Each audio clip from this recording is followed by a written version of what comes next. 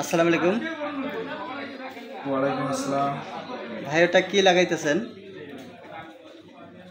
এটা তো চামড়া লাগাইতেছি ভাই।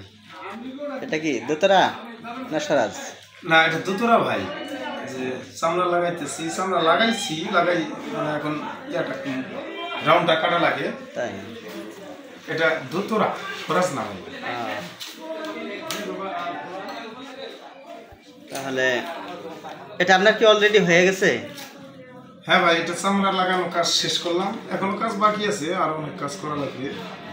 যে চামড়া লাগাইলাম, চামড়া লাগানোর পরে এদিক দিয়ে আরো ঘষাঘষি করা লাগবে। তারপরে এটার কাজ রং করা লাগবে। কেউ রং করে চাইলে রং করে দেই, আর যদি রং না চায় তাদেরকে রং করে দেই না।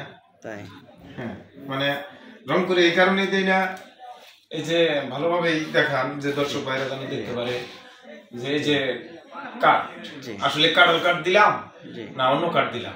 ওই জন্যে যে কাঠটির মধ্যে কোনো গরমা নাই, এই যেগুলা দেখতেছেন এগুলা এই যে গাম লাগাইছি সেই গামের দাগ। যে দাগটা আসলে অনেক ভাই বলবে যে এটা কিসের দাগ, এটা হলো গামের দাগ।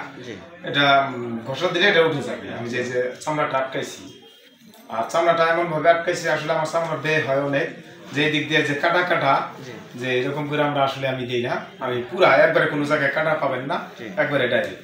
এই যে চামড়া সাদা দবদবা, কোনো সমস্যা নেই, নতুন চামড়া লাগাইলাম আর কি। তা আপনার এই দোতারাটা কি অর্ডার হয়েছে কি? হ্যাঁ, এটাও অর্ডারই, এবং আরো যেগুলা আগের ছিল যে ভিডিওগুলো ছাড়ছিলাম ওগুলো সব চলে গেছে। আল্লাহ দিলে দেশের পরিস্থিতি ভালো না, যার কারণে আমার যন্ত্রগুলো আমার দোকানে থেকে যায়, আমি কুরিয়ানে পাঠাইতে পারি নাই, গাড়ি যায় নাই এই কারণে।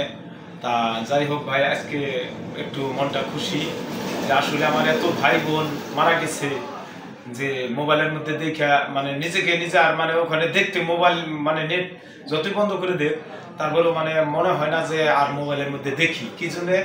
এই জন্যই মনে হয় না, যে দুঃখজনক কথা যে আমাদের বাংলাদেশের যারা ভয় ভবিষ্যৎ, যারা ব্যারিস্টার হবে, যারা ইঞ্জিনিয়ার হবে, বড় ধরনের ছাত্র হবে, ভার্সিটিতে পড়তেছে, তাদের একটা আন্দোলন মধ্যে ওনারা গেছে সুষ্ঠুভাবে, সেই আন্দোলন করতে দেয় না। পুলিশ ভাইয়েরা যেভাবে গুলি করতেছে, আসলে এরা কি পুলিশ না এরা পুলিশ নামে যে ভারত থেকে আসা জানোয়ার, এরা যেভাবে মানুষগুলোকে যে এইভাবে সাধারণ মানুষকে গুলি করে মারতেছে, তা আসলে পুলিশ অরিজিনাল পুলিশ ভাই যারা আছে তারা কিন্তু আসলে মানুষকে মানুষ মানে নাই, আর মানুষকে মানুষ মারবেও না।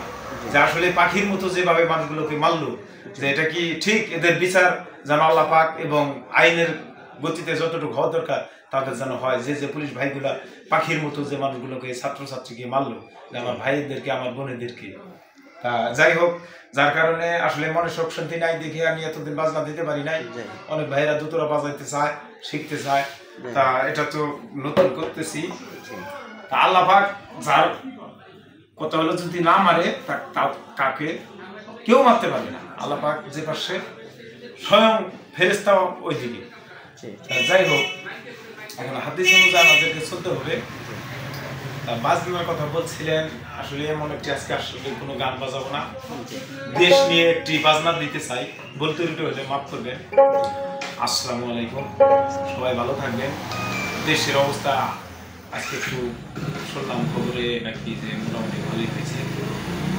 তা দোয়া করি, সবাই দোয়া করবেন যে আসলে আমরা মুসলমান, আমরা মারামারি করতে চাই না, আমরা মানুষকে মারতে চাই না।